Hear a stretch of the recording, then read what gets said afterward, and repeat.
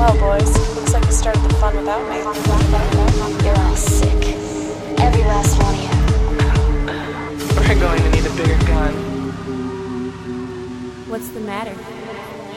You scared of things that go boom, boom?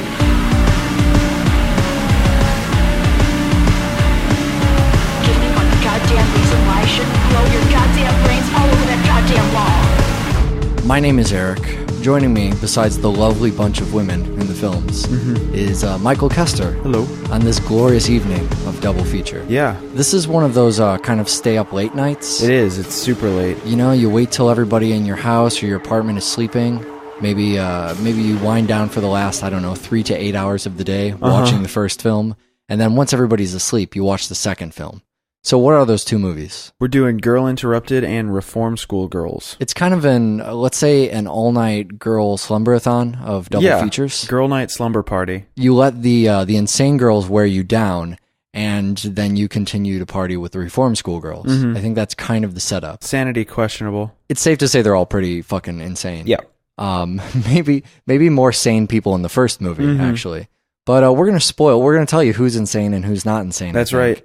We're going to spoil both. Question. We should say, you know what? It's the version of Reform School Girls from '86. I know there's a lot of other ones floating around there. If there's lots of numbers after them, you're probably watching pornography and not the women in prison film that we're watching today, which is fine. You could probably still follow along with the show. It's probably pretty close. But if you find that your pornography is not being spoiled, but instead a movie you've never heard of, you can skip it using chapters.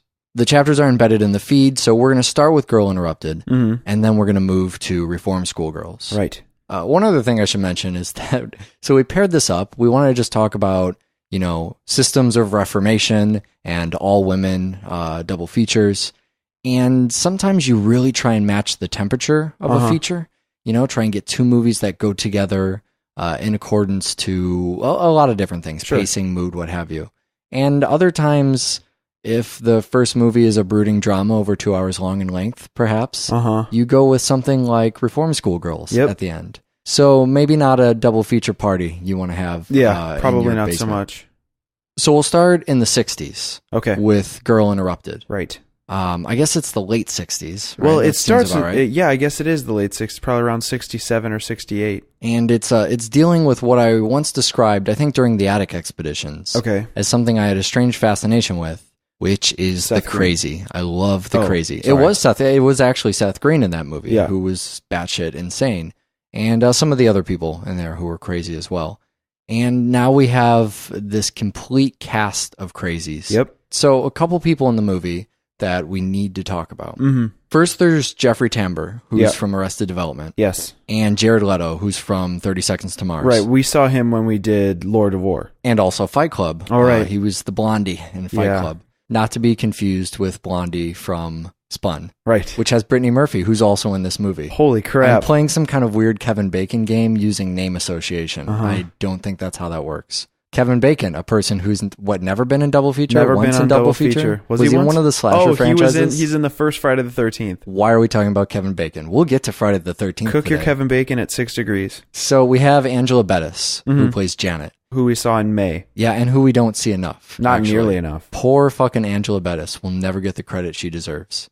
And in keeping up with that, we'll move right along. We have Clea Duvall as well. So Clea Duvall is from Carnival. Right. And she's in the faculty. And that thing about cheerleaders. What's that movie called? But I'm a Cheerleader, I think it is. Is that really the name of a movie? Yeah, it's about masturbating cheerleaders. Have you not seen that? No. I almost don't believe you, actually. So Clea Duvall is amazing. She plays, I think it's Georgina in this movie. And also another actor who just doesn't get enough roles. Or maybe not enough roles I'm interested in. Yeah, I think that's what it is. That's pretty much all of these actors. Yeah, for the most part. It's not like they don't get work. Yeah, that's except actually Angela Bettis. Well, the thing for me is, so we also have Winona Ryder. Of course. Who... Scanner Darkly. Right. And Edward Scissorhands was the other one. Beetlejuice as well. Oh, God. Yeah, we kind of owe this movie to Winona Ryder. Absolutely. She does a great job in the film. She produced the thing as well. She tried to get I guess she partnered with a guy who had rights to the book or whatever. Double Sleepy Nap Time. and got the thing made, and is pretty fucking awesome in it, especially towards the end. Oh, everybody really ponies up the emotion at the end. So the third actor that we should probably credit here before we get into talking about the actual character arcs, which I'd like to get into, is Angelina Jolie. Oh, of course. I guess we glossed over Brittany Murphy, who is Daisy too. Oh, I totally forgot about that. Well, you mentioned her. Kevin in brevity. Baconed away from her, right? Yeah. Angelina Jolie. So this is, I remember weeks back, maybe months back at this point. This is what happens when you watch double features late into the night, is I just have no concept of time. We mentioned, hey, Girl Interrupted. That's probably a thing we should do. That might be a good idea. Turns out, good idea. But I think one of the reasons that came up, or I've been thinking about it a lot lately, is every once in a while, we go through this life. I try and figure out what crazy people, and by crazy people, I mean totally normal, average people, why they do something that I don't understand. Why sports or religion are mainstream things, and I don't get them. And every once in a while, I figure out a tiny facet of human existence, and it's small, Michael. It's marginal. But today I get Angelina Jolie. Okay. I mean, maybe not today, but when I first saw Girl Interrupted, I understood after this long amount of time of her being, this huge celebrity, world renowned, everybody talking about her all the fucking time, going through her movies and just going back and back and back, and never, I got to around Tomb Raider and I was ready to give up. And then I got to Girl Interrupted. Right. And suddenly it all made sense to me. It was this moment where I finally just fucking get it. So Angelina Jolie plays Lisa. She is fucking crazy, if anyone there is crazy. Absolutely. I think she gets labeled, what, a sociopath? Yeah, she's a sociopath. Which on the hierarchy of crazy is what, like first place? Yeah, it's real high up there. It's the top prize. It's probably the highest level of crazy that you can have clarity. Almost maniacally so. Yeah. She's manipulative. She knows, she's aware of her crazy. Yeah. She just, she chooses to deny sanity. Right. And I think that's a lot of what's going on in the movie, or what the movie, rather, would like us to think is going on, is that these people deny sanity. And if there's ever an example of that, it's Lisa. So I don't know if you want to call it charisma. I think that's a cheap word to just throw around at actors, although it's something all the time. It's all I understand. Right. So I'm constantly saying, hey, this person's charismatic, this person's charismatic. That's why I like them. Angelina Jolie has charisma. She has, I guess I just buy the crazy so much. Yeah. I think that's what interests me in her in this role, is not that she's an icon, not that she's being treated like a supermodel within a film, but rather that she just breathes fucking insanity. I believe every moment of it. I never know what she's going to do. Yeah. She's unpredictable. And the fact that she's unpredictable in a very, almost an exploitation sense, almost the reform school girl sense, it makes me enjoy when she comes into a scene. Yeah. Because it breaks up whatever was happening. And this is an interesting thing for Girl Interrupted, because the movie lays on some pretty heavy concepts. Yeah.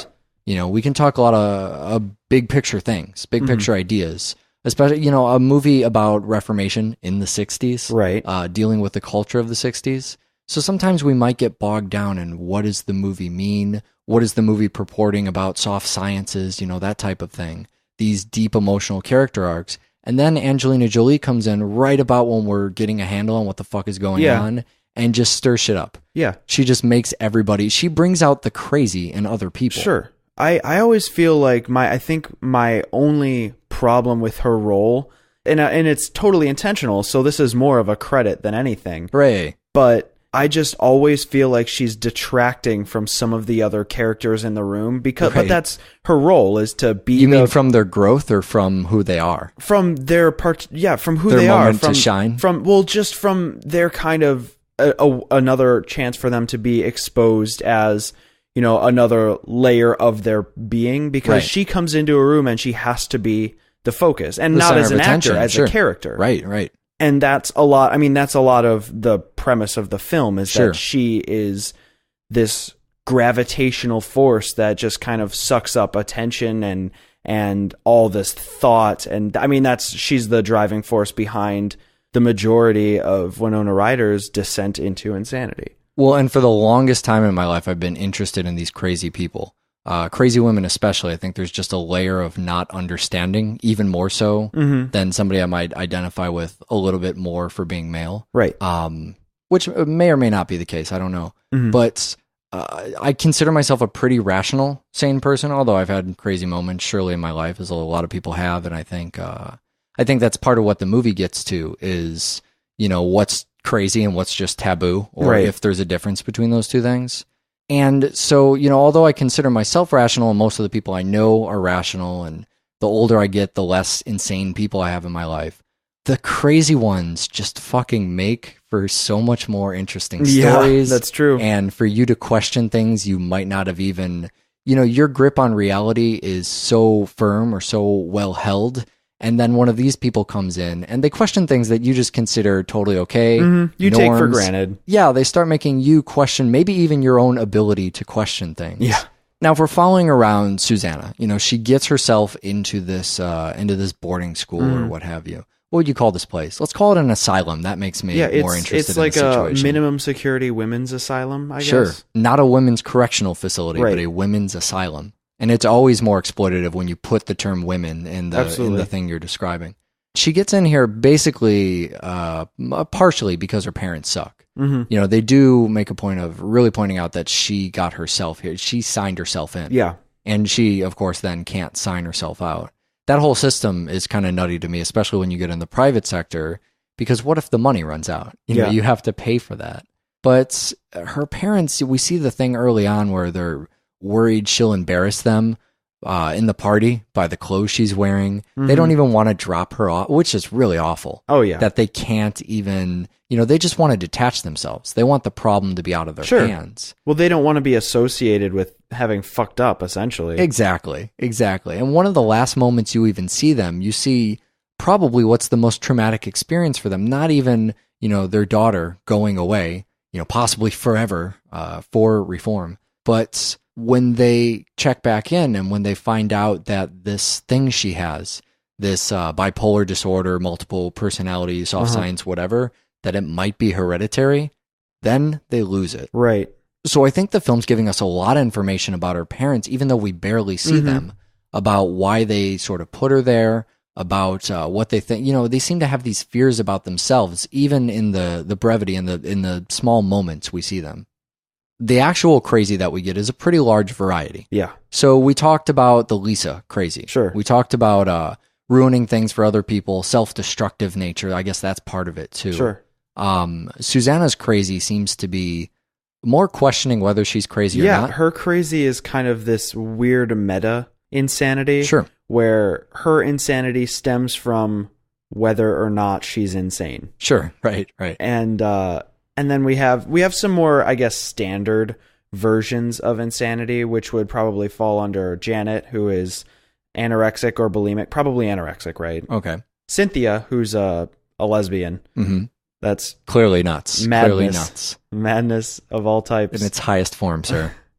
And then we have some of the, the less functional people who are either entirely vegetative or kind of remedialized in their, interactions with people. But the two possibly most interesting cases are going to be Georgina and Polly. Yeah. I keep forgetting Daisy, Brittany Murphy, but honestly, I always forget she's in this film. And every time I watch it, she's my favorite part. Yeah. The movie doesn't focus a lot on her until it kind of comes around at the end because she disappears for a while.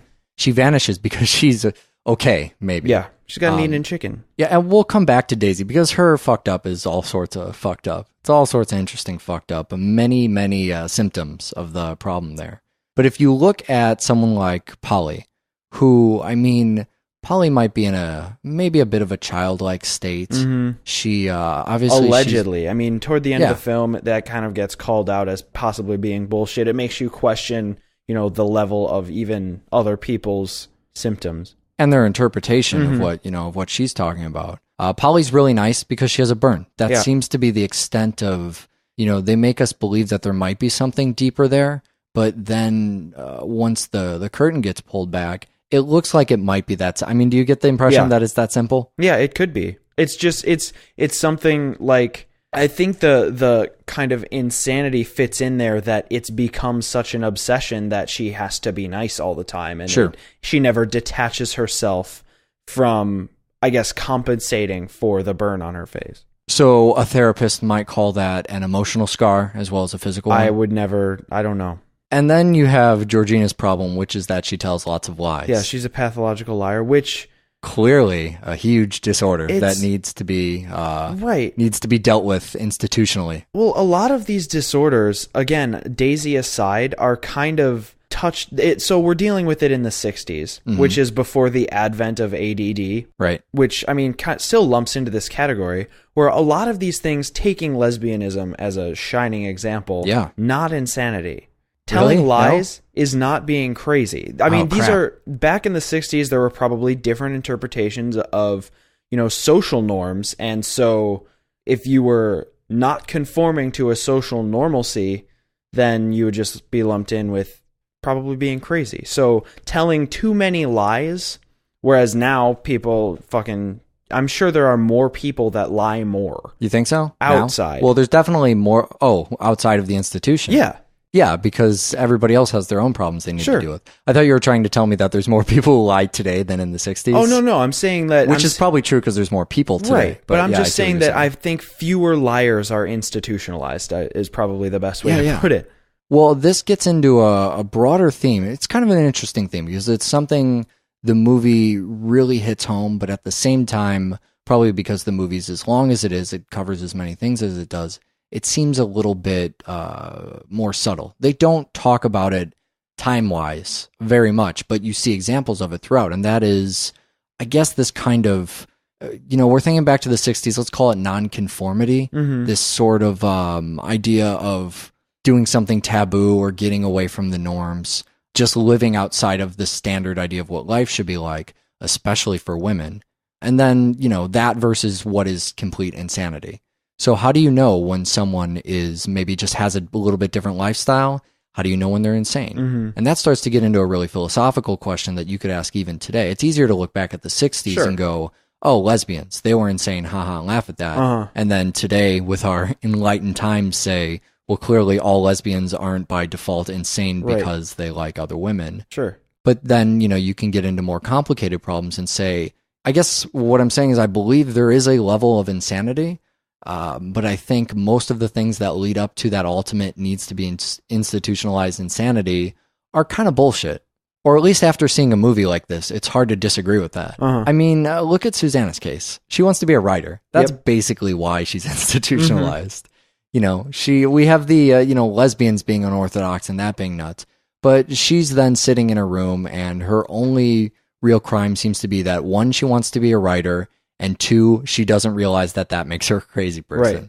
And that's really it, right? I mean, when they're reading off the files, they list a couple other things. She doesn't have goals. Sure. She has a lot of casual sex. Yeah. You know what I find interesting is they even list off contrarianism as one of the reasons. They give her some diagnosis, which is borderline, blah, blah, blah. And Lisa says, yeah, so is everybody. What else? All right, so 40 years later, we can definitely look back now and say these things that were considered social taboos, clearly not insanity, nor should they even really be social taboos. But to think not even 40 years, but maybe 20 years, maybe even 10 years from now, the kind of things we can look back at what's changed over the last 10 years, and the things we consider insane today might become complete norms, 10, 20, or an entire 40 years from now.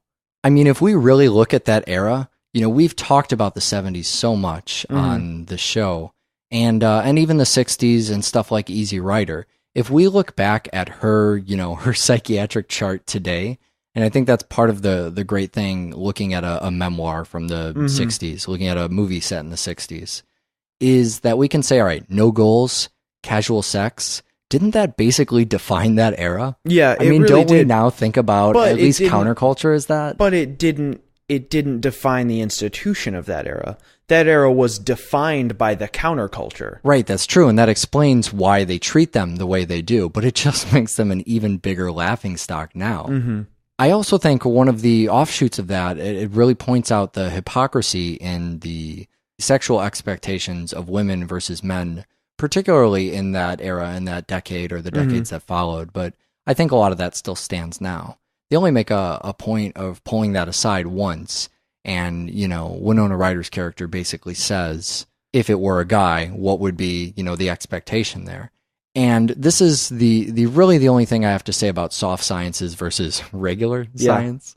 Because I don't know a lot. I'm just pleading complete ignorance about most of the soft sciences.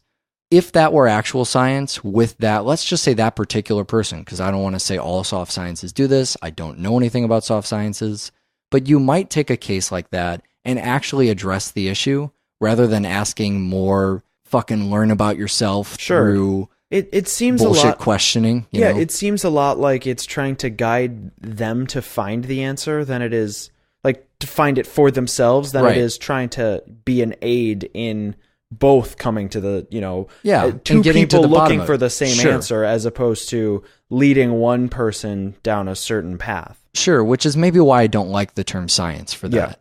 I'm not going to say that it doesn't help people or that it isn't necessary or maybe that it isn't even necessary to the degree it's used today.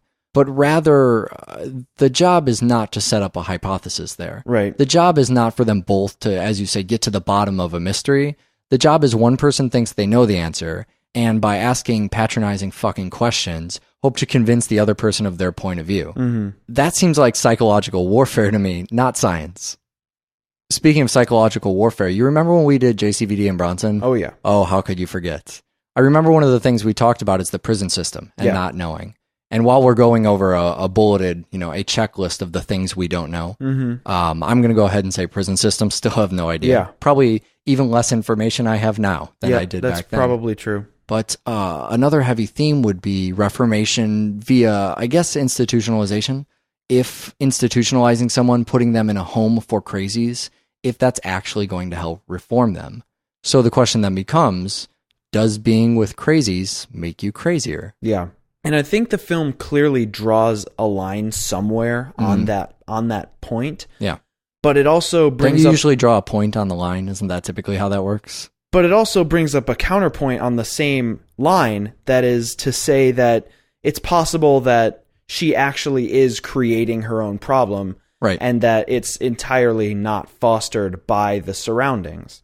Because eventually we get the, touching matron mommy scene where, what is it? Don't drop anchor here, that scene? Yeah, I think that's what that is. Where it seems like she's had the power in her all along and it's been her the whole time. And so it's possible that maybe the people around her have only just kind of served as a cushion for her to lose her own mind. Yeah. But at the same time, it turns out also Lisa's gone during this self-discovery, which could point in the direction of, insanity begets insanity. Yeah, or it could also say she's having a breakdown because Lisa's gone. Look at the codependency she's built up. It's hard to know if that kind of revelation came about because she was without Lisa and Lisa was a bad influence, or if it came about because being without Lisa made her nuts. She reached rock bottom and then she had to go up from there. Something snapped in her and she said, I got to get the fuck out of here. I don't think either necessarily say that the crazy around her isn't what's affecting her. I don't think those things are mutually exclusive at all. I mean, I think it's very possible that, all right, so after Lisa leaves, Susanna starts treating Valerie, the nurse, like Janet did in the beginning. When we first saw Susanna show up, Janet was the real nut job in the place. We only see her character briefly. Sure. But she's, throwing racial insults at her and singing the song. She just sounds like a nut job. A complete fucking... She's the craziest person in the place. Right. And now we get to this point where Susanna, who is clearly the most sane person in the place, we almost thought her character was, one-upping the nurses and the doctors, that she was more sane than any of those people because she didn't buy into it. Right. And now here she is all the way down where Janet is. You cannot tell me that she would have exhibited that same behavior in the beginning of the movie. No, absolutely not. She wouldn't even know what that kind of crazy looks like. And she might have gotten mad, as she was when Lisa left and when people are talking down to her, but she wouldn't behave the same way. That insanity is a symptom of her anger in that particular scenario.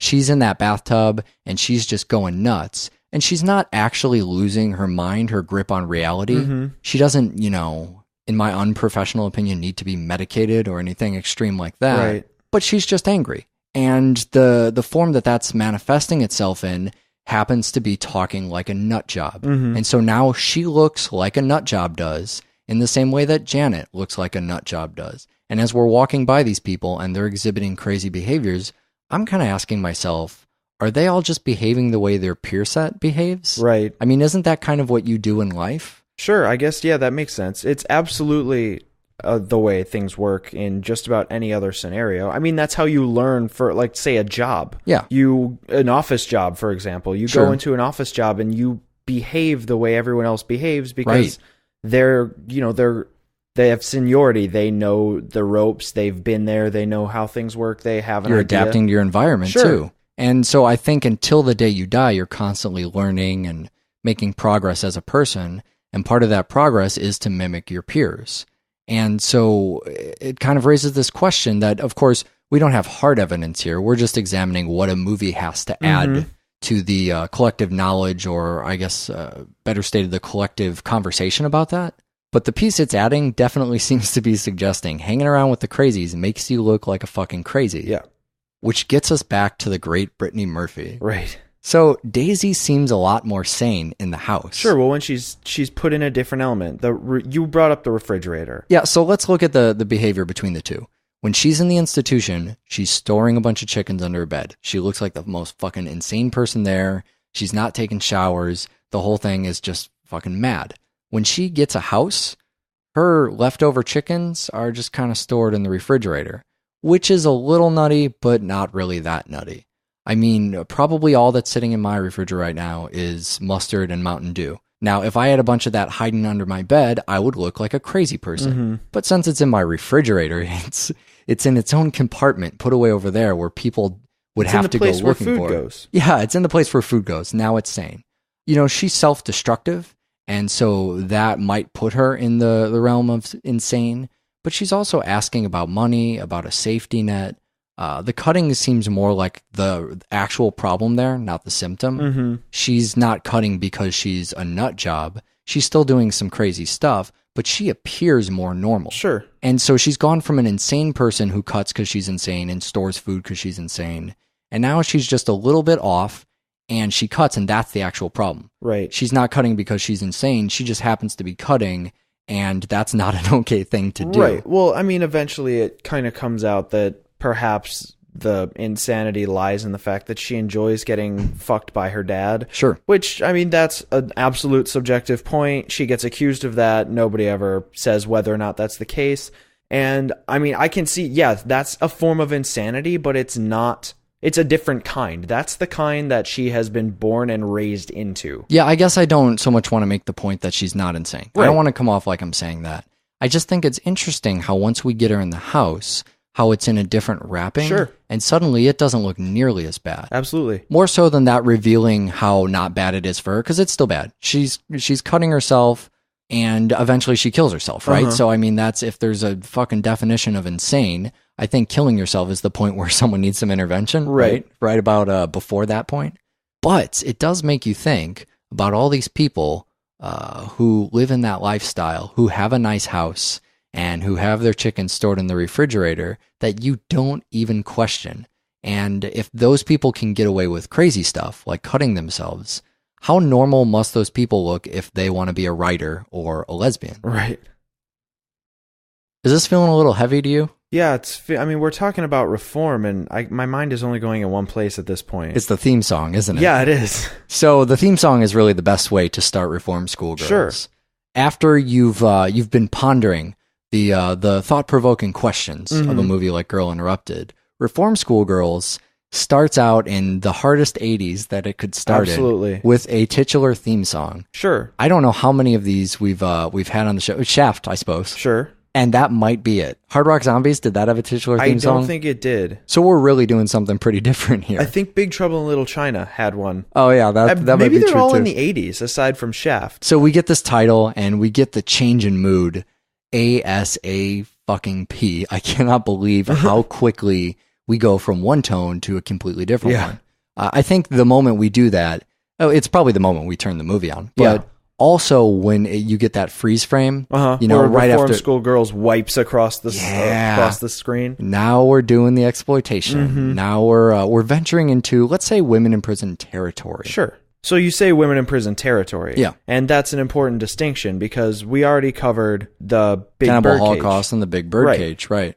Big Birdcage being our women in prison kind of debut on double feature. Fitting into, I guess, what would be an even more narrow, I think it's jungle women in prison, or perhaps women in jungle prison. Sure. Either of those is it's great. strange how these fit into these really specific subcategories of, when you look at exploitation, road exploitation makes sense, and cannibal stuff makes sense, but then you start to see things like nunsploitation, right? And you realize that an exploitation director just decided, fuck it, I'm just going to make the movie I want.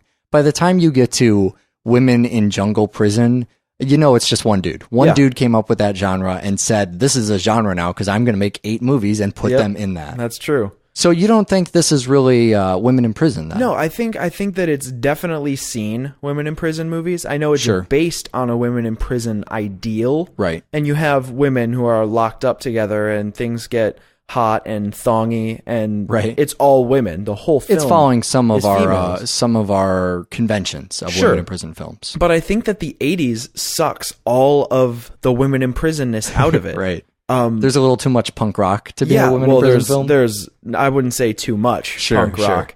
I would say that there is punk rock. There ain't room enough for both the punk rock and the women in prison. That's probably about right. Sure. In fact, the only way that the punk rock and the women in prison can manifest itself in the same way is Wendy O. Williams. Yeah, what an interesting, I was going to say actor. Let's go with actor. Sure. This is a movie. What an interesting actor. Human being is the one I was going for. Tell me about Wendy O. Williams. So Wendy O. Williams plays Charlie. Yeah. The big bull dyke with all of her own clothing. So the most important note about this film, not at all, but Charlie's clothing, Charlie's wardrobe is all out of Wendy O.'s closet. Perfect. So Wendy O. Williams is a punk singer from the band The Plasmatics, which got started in 1980, right when punk was really getting big.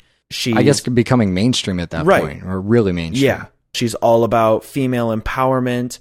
She's a big anarchist, just a motherfucker. She's against censorship. She's against rebellion against everything. She's basically part of that bra-burning feminism that Winona Ryder's character was almost mocking in the previous film. Yeah, exactly. But Wendy O. Williams she's all about free speech. She went on some TV show. They had to, TV play live. The Jay Leno, I think, still does it. Is he still on TV? I don't know. She wanted to go on and play this song topless. Right. And they said, well, you can't do that. So she put black tape on her nipples, and that became her trademark. Awesome. Was black tape on her nipples, and she would rock and roll with the Plasmatics. Fantastic. So she ends up killing herself. If this is not an homage to the last film, I don't know what is. But she ends up killing herself under the pretense that she'd rather die young than get old and fade away as a out-of-touch musician. Sure. And in the film, she does the score. She does the Reform School Girls theme.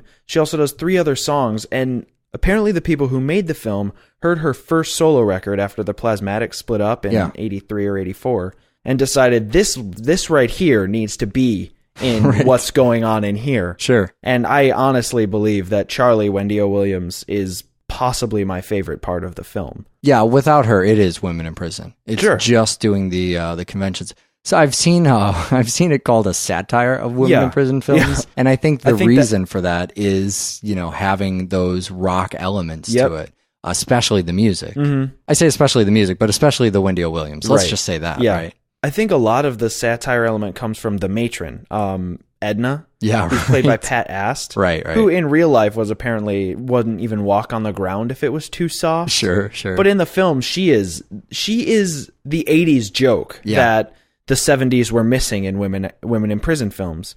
She's chubby and ugly and loud, and she's another detraction from the 70s version of women in prison films. Yeah, I don't know. I always viewed Reform School Girls as just getting up to that point. As if the matron or the warden or whatever, that figure, I mean, we have a separate warden here, but I don't know, let's call her head nurse. Sure. Just kept escalating with each movie until it got to this point where it was just completely fucking ridiculous. Yeah, absolutely. It was so 80s. So I don't know if they're necessarily pointing back at that and making fun of it so much as just doing it far above and beyond how it's ever been done before. If you want to talk about something that's never been done before, do not talk about Reform Schoolgirls. Well, I already mentioned a different movie under that title, but I don't think that's what you're referring to. The director, Tom DeSimone, who did a whole bunch of gay movies in the 70s. Is it all pornographic? Or? I don't think so. I think they're I think it's like gay exploitation movies. Sure, okay. So the whole story behind Reform Schoolgirls is that he really wanted to do a women in prison movie back in its heyday in the 70s. Yeah.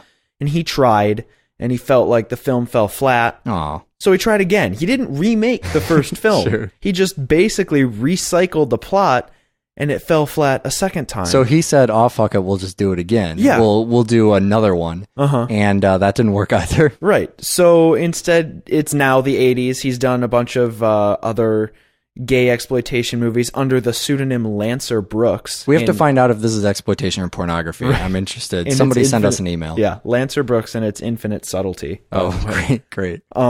So he decides, okay, third one, let's go for the gold. Let's get this plasmatics chick in here. Beautiful. Let's get Sybil Danning to do something. We'll dress her up like Ilsa She-Wolf of the SS. Oh my God. This one's going all the way. Let's crash a bus into something. And this was before Sybil Danning was in Rob Zombie's Halloween. Yeah. Or Werewolf Women of the SS. Long before Werewolf Women of the SS. But it's funny because you do kind of make that Ilsa compare. I think part of that is the outfit she's wearing. And the haircut. Yeah, you get a little bit of that. Actually, you get a lot of that is what you get. Believe it or not, if you watch this film, you've seen some of these people before. Or if you're watching the other double feature stuff. I'll save the really good one for last. The first one's Tiffany Helm. She was in Friday the 13th 5. Okay. And we talked about that in the very first Killapalooza we ever did. And then there's actually several from the Freddy's Nightmares TV shows. Series, yeah. Yeah, so there's a couple actors that came from that. I think... and the director was involved with that as well. Perfect, so that's where those people come from. But the one that was pretty fucking amazing to me is Sherry Stoner. Yeah. Sherry Stoner was a writer on a bunch of interesting Disney stuff and kids stuff. She did the Animaniacs. And I love the producer Animaniacs. on a lot of that kind of Tiny Toons and Pinky and the Brain stuff that seems to just keep cropping up. I think during Ed Wood we talked about some of that stuff. And also she wrote she co-wrote, I guess, the movie Casper with Christina Ricci. Wow. Yeah, and then beyond that, she was the body model for, I think it's Ariel. Which one is that? The mermaid one? The Little right? Mermaid? The Little Mermaid, so right. If you watch Reform Schoolgirls, you get to see Ariel's body model naked. Yeah, that's exactly what it is. Yep. Every young boy's fantasy. Yeah, and the character from Beauty and the Beast. I don't remember what Belle? Belle? Mm-hmm. Yeah, so Belle from Beauty and the Beast as well. And I think they modeled some of the animations off body gestures she made or something of that effect. This is getting steamy. Yeah, it certainly is. I love when you find out about people who were in the Disney Little Princess kind of shit and they're in these completely They're getting their ass obscene... burned by a bunch of bull dykes. Right. It's beautiful. It's amazing. So while we're on the topic of ass burning, that's really one of the sexier moments of the film. You might expect women in prison films to be very sexy, and maybe I'm alone here. No, obviously there's different fetishes. I would definitely say that women in prison films if we were to integrate the genre, I would put it in a subcategory of sexploitation. Yeah, sure, but I wouldn't necessarily say I find it sexy in the least. Okay. And I don't know if that's Edna or the chicken parts. I mean, the movie tells me it kind of doesn't want to be sexy. Yeah. Especially Reform Schoolgirls, you have the thing about the icebox. Yeah. Joey and the little bunny rabbit. Yeah, there's some that doesn't belong in a sexy film. Some really dark. The thing that's strange is a lot of the sexy stuff is all haphazard. This woman's wearing sexual lingerie. This one's topless. But immediately it's like, for a really good example for me is when it closes in on Charlie's girls' asses. Right. And in a perfect world, you get a close-up on some naked chick's butt. Sure. But instead, there's a burn, and it's branding their female cattle for this giant, strong lesbian. Sure. And it's not the same as it would be if it were, the exact same shot with some wah and a little bit of a slow hi-hat. Yeah, right. So that's one of the ways that exploitation separates itself from straight pornography. Or gay pornography in the case of this director. you know, when we look at some of the Russ Meyer stuff, that always becomes a very blurred line. And what's pornography? Is it pornography just for Russ Meyer? If we don't find it sexual, does it go into exploitation instead? Women in Prison, I mean, part of it I always thought was just that it's 80s lingerie, which I particularly do not find sexual in the least. But when we see something like Reform School Girls, we have branding and we have these weird anecdotes and gross out moments and chicken parts. Kitten stomping. Yeah, and I think to myself, are we supposed to find this sexy in the least? Or is it more... I mean, when I think about sexploitation and then I guess women in prison and anything that falls under that, I always think it's more one step away from, you know, the kind of sci-fi or horror comics at the time, that sort of strange tales, you know, these tales of the bizarre sort of things, even though it doesn't quite venture into, you know, pulp comic book monster territory. Right. It's still this, it's more like an odd fascination. It's like a twisted penthouse letter where maybe there's something sexual in the story or in just the genre of the story, but the story itself it's just more twisted. It's for people who want to look at the twisted, the absurd, or I guess the perverse, and want to do that for about an hour and 20 minutes. Sounds about right. The other thing that sets Reform School Girls apart from something like The Big Birdcage or Women in Cages. Yeah, or really a lot of the movies that came before, is that this is pretty much an all-women cast. There's one dude in the entire thing. Yeah, two, maybe. Similar to Girl Interrupted, and that's kind of why I love this double features. It's just, you see a ton of women actors playing roles that, you know, when we looked at The Descent, that was another all-women cast. And so by definition, you get to compare the different roles that these women are playing. Even if they're written by one person, you can really then see what the actors are each bringing to those individual roles, especially if they're written by a male director. So despite how fucking punk rock this director is, or how many chicks he hangs out with in his free time, or what kind of, you know, subcultures he identifies with, he's still writing from a single person's perspective then. And so he's either the most brilliant fucking writer ever, and he can write, you know, 50 individual unique female roles without ever having been a female himself, or he writes pretty standard female roles, which in a movie like this, I think that's probably what we're seeing. I would say so. And then each woman is bringing her own element to the characters. You don't get to see that a lot except with a movie that's written and I guess cast in this way. Yeah, that's true. And you kind of see all of the characters, all of the female archetypes really come to a head at the finale scene. Right. That's where they start to blend into one rather than having, you know, their standout roles. That's where they unify. Yeah, you see basically everybody, all the female roles have, all the weak characters have kind of died out. Yeah. And eventually you just get this concoction of the strong female archetype all clashing because, you know, some are on this side of the battle and some are on the other side. You get Edna climbing the fucking tower, shooting, shouting about control, killing all these There is something very King Kong about that, right? It's not just me. Totally. All right, I wanted to make sure that wasn't just me being a huge fucking jerk. Yeah, I think that reinforces my point about the writers, that in the end, when we don't get to see the individual unique actors shine, that's where we get one collective. That's just the voice of the written stuff coming through. Yeah, exactly. With the exception maybe of Wendy's character. Yeah, right. Well, Wendy climbs on top of a fucking bus. Oh man, awesome. And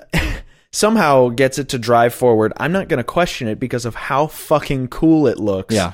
With her fist in the air shouting about how it's fucking over for Edna. After smashing through the glass. Yeah, half naked. Doing the whole thing in a thong. And it's just this wonderful poster of exploitation for me. This half naked punk rocker on top of a bus about to take down the authoritarian figure. That's all I ever want from a women in prison film. A glorious ending perfectly evangelizes perhaps that whole fucking culture. I guess we have a website is what we do at this point, right? Doublefeatureshow.com, doublefeatureshow@gmail.com, and donate.doublefeatureshow.com if you want to recommend a couple movies. So we're going to pick out 2 movies that people recommend, and we're coming up on the end of the year. We're going to do one recommendation from 2 different people, pair them up, have a double feature at the end of the year. A listener requested crazy fucking double feature. That sounds like a total disaster. An even better disaster is the manipulation of our theme that the subscribers will do. So if you go on the website and you do the subscription thing, you can record a little voice memo on your phone or send it via the email, or we'll get a number together you can call up. Can mail us a cassette tape. Actually, don't do that because I don't have what's that called, a cassette decoder or encoder. 8-track take deck. the player, cassette player. Deck, I don't have a yeah. cassette player. Oh, what a disaster. So we'll take our bright, brilliant, lovely theme and we'll chop it the fuck up and put the listeners in the theme. A lot of people don't know this, but those are all just friends of ours, acquaintances, people we know doing the voices that you wrote up in the theme. So the beauty of that is that we can extract those. We can just toss them the fuck out and put you guys in there instead, which is going to be amazing. It's donate.doublefeatureshow.com for that, and bookshow.doublefeatureshow.com if you're super interested in the memoir that Girl Interrupted is based on. I believe it's called Girl Interrupted. Whoa. You can get that for free on there. bookshow.doublefeatureshow.com. The two movies we're doing next time, it's a gaming extravaganza. Yeah, we're going to get a little heavy on video games despite what everybody in our listenership wants to tell us. They could just listen to the Girl Interrupted segment again, right? They we're don't defying need to tune in Podmanity for a week, I guess is what's going on. That's good to do like once every other week. Yeah, we just alienate the audience, bring them back in, alienate them. So we're going to do Tron and Scott Pilgrim versus the World. So we're doing the original Tron, not the new screwy thing. Although that'll inevitably come up too. Those are secretly the same fucking movie. Yeah. So I'm sure we'll talk about both of those. Tron, Scott Pilgrim. Awesome. Get ready for some arcade shit and watch more fucking film. Beep boop. Oh, I totally forgot about that. Well, you mentioned her Kevin in brevity. Baconed away from her, right? Yeah. Angelina Jolie. So this is, I remember weeks back, maybe months back at this point. This is what happens when you watch double features late into the night, is I just have no concept of time. We mentioned, hey, Girl Interrupted. That's probably a thing we should do. That might be a good idea. Turns out, good idea. But I think one of the reasons that came up, or I've been thinking about it a lot lately, is every once in a while, we go through this life. I try and figure out what crazy people, and by crazy people I mean totally normal, average people, why they do something that I don't understand. Why sports or religion are mainstream things, and I don't get them. And every once in a while, I figure out a tiny facet of human existence, and it's small, Michael. It's marginal. But today I get Angelina Jolie. Okay. I mean, maybe not today, but when I first saw Girl Interrupted, I understood after this long amount of time of her being, this huge celebrity, world renowned, everybody talking about her all the fucking time, going through her movies and just going back and back and back and never. I got to around Tomb Raider and I was ready to give up. Clea Duvall is from Carnival. Right. And she's in the faculty. And that thing about cheerleaders. What's that movie called? But I'm a Cheerleader, I think it is. Is that really the name of a movie? Yeah, it's about masturbating cheerleaders. Have you not seen that? No. I almost don't believe you, actually. So Clea Duvall is amazing. She plays, I think it's Georgina in this movie. And also another actor who just doesn't get enough roles. Or maybe not enough roles I'm interested in. Yeah, I think that's what it is. That's pretty much all of these actors. Yeah, for the most part. It's not like they don't get work. Yeah, that's except actually Angela Bettis. Well, the thing for me is, so we also have Winona Ryder, of course, who Scanner Darkly, right? And Edward Scissorhands was the other one. Beetlejuice as well. Oh God, yeah, we kind of owe this movie to Winona Absolutely, Ryder. She does a great job in the film. She produced the thing as well. She tried to get I guess she partnered with a guy who had rights to the book or whatever, Double Sleeping Nap Time. And got the thing made, and it's pretty fucking awesome in it, especially towards the end. Everybody really ponies up the emotion at the end. So the third actor that we should probably credit here before we get into talking about the actual character arcs, which I'd like to get into, is Angelina Jolie. Oh, of course. I guess we glossed over Brittany Murphy, who is Daisy too. I'm going to tell you who's insane and who's not insane. That's right. We're spoiled both. Question. We should say. You know what? It's the version of Reform School Girls from '86. I know there's a lot of other ones floating around there. If there's lots of numbers after them, you're probably watching pornography and not the women in prison film that we're watching today, which is fine. You could probably still follow along with the show. It's probably pretty close. But if you find that your pornography is not being spoiled, but instead a movie you've never heard of, you can skip it using chapters. The chapters are embedded in the feed, so we're going to start with Girl Interrupted, and then we're going to move to Reform School Girls. Right. One other thing I should mention is that, so we paired this up. We want to just talk about, systems of reformation and all women double features. And sometimes you really try and match the temperature of a feature, try and get two movies that go together in accordance to a lot of different things, pacing, mood, what have you. And other times, if the first movie is a brooding drama over 2 hours long in length, perhaps, you go with something like Reform School Girls at the end. So maybe not a double feature party you want to have. Yeah, probably not basement. so much. So we'll start in the 60s. Okay. With Girl Interrupted. Right. I guess it's the late 60s. Right? Well, That it starts seems about right. I guess it is the late 60s, probably around 67 or 68. And it's dealing with what I once described, I think during the Attic expeditions, as something I had a strange fascination with, which is the crazy. I love the crazy. Sorry. It was actually Seth Green in that movie, who was batshit insane. And some of the other people in there who were crazy as well. And now we have this complete cast of crazies. Yep. So a couple people in the movie that we need to talk about. First, there's Jeffrey Tambor, who's from Arrested Development. Yes. And Jared Leto, who's from 30 Seconds to Mars. Right. We saw him when we did Lord of War. And also Fight Club. All right. He was the Blondie in Fight Club. Not to be confused with Blondie from Spun. Right. Which has Brittany Murphy, who's also in this movie. Holy crap. I'm playing some kind of weird Kevin Bacon game using name association. I don't think that's how that works. Kevin Bacon, a person who's never been in double feature? Never once been on in double feature? Was he in one of the slasher franchises? He's in the first Friday the 13th. Why are we talking about Kevin Bacon? We'll get to Friday the 13th Cook today. your Kevin Bacon at 6 degrees. So we have Angela Bettis, who plays Janet. Who we saw in May. Yeah, and who we don't see enough. Not nearly enough. Poor fucking Angela Bettis will never get the credit she deserves. And in keeping up with that, we'll move right along. We have Clea Duvall as well. So, Well, boys, looks like you started the fun without me. You're all sick. Every last one of you. We're going to need a bigger gun. What's the matter? You scared of things that go boom, boom?